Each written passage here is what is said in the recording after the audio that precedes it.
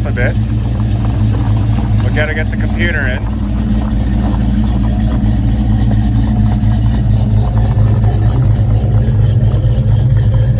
Good. Good.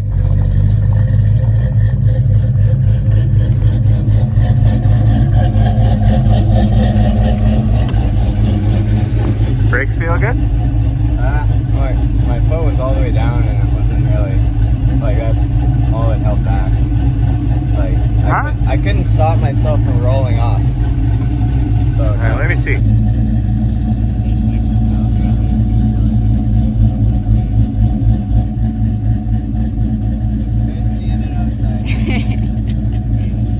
Yeah? Yeah, looks good.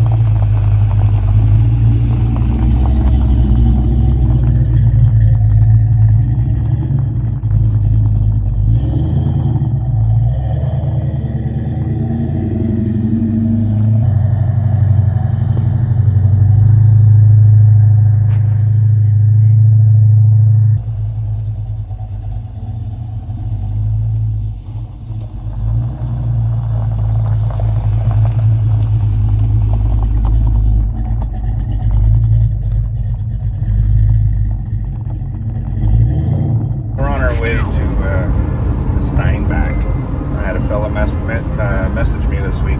He had a part that Riley may be interested in, so we're gonna go have a look at that. I'm gonna be driving right by my old house. It's been 21 years since when we bought that place. Had a lot of good times there. Riley was a newborn when he lived at this house.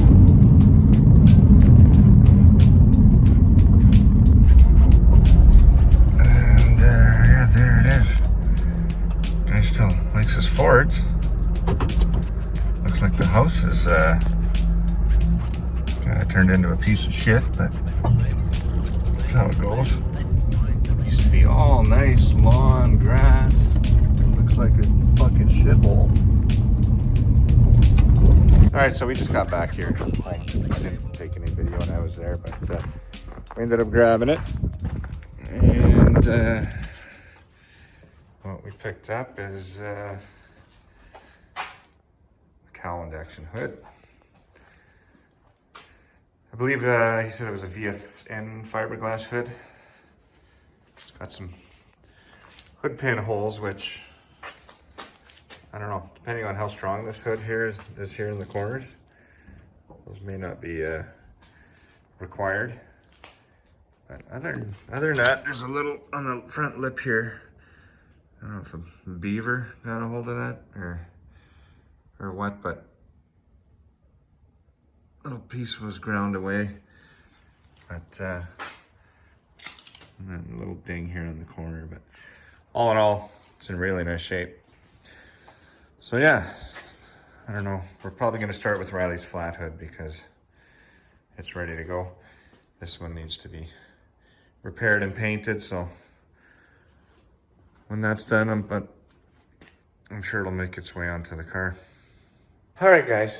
So yeah, we got the hood there. We got Riley's car running. He actually took it out for a little drive down the old street here last Friday. Ran good, shifted good. Only thing is, when he pulled it back into the garage, we noticed a slight oil leak that he had got a little worse. First two times we fired it up, we checked for leaks. Everything was dry, no problem, so we were happy there. And then we discovered that it was leaking a little oil, actually off one of the starter bolts, dripping off of there, dripping off the corner of the pan a little bit. I attributed that to when I installed the oil pressure gauge. it was leaking a little bit there. So unscrewed that, tightened it back down, fired the car back up, and was still leaking oil. So I'm thinking, great. It's either rear main seal, oil pan gasket, side main bolts. Those are known to seep a little bit of oil if you don't use sealant there. Took both back bolts out of the passenger side. The driver's side was dry. Put some PST on there, retorqued the side main cap bolts, and fired it back up. Still leaking. Took the crank sensor out because there's an O-ring on there that's known to leak. But it was dry around there, so what we ended up having to do, unfortunately, after Riley's first drive was pull the transmission out and investigate that a little further. Took the tranny out, put the flex plate back on, put the starter back on, fired it up, and then we could see it leaking from actually the top cover.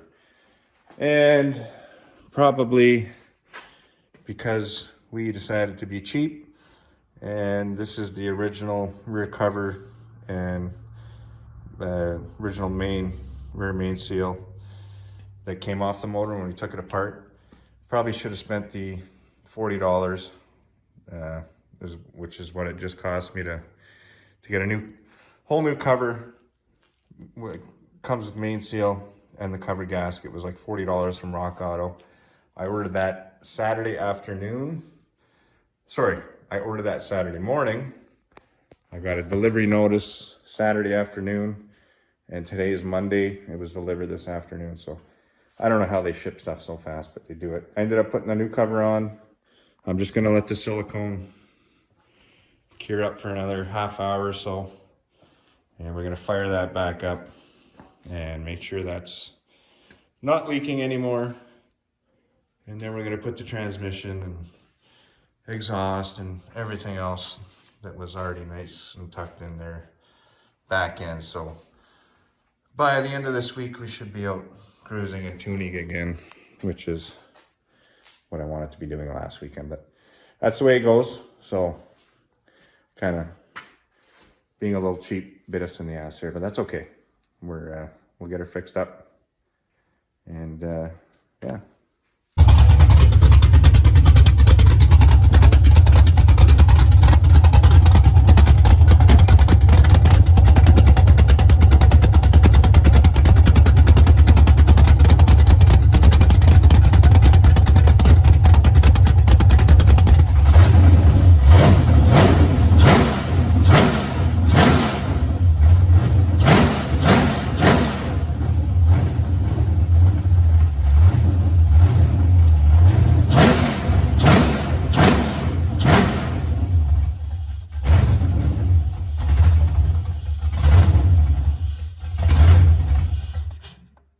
Open headers, but ran there for a couple minutes, so we'll have a peek right away, but I think we're okay.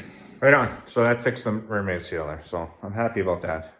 Nobody likes a leaky car, and it was leaking pretty bad. So one more thing here before COVID man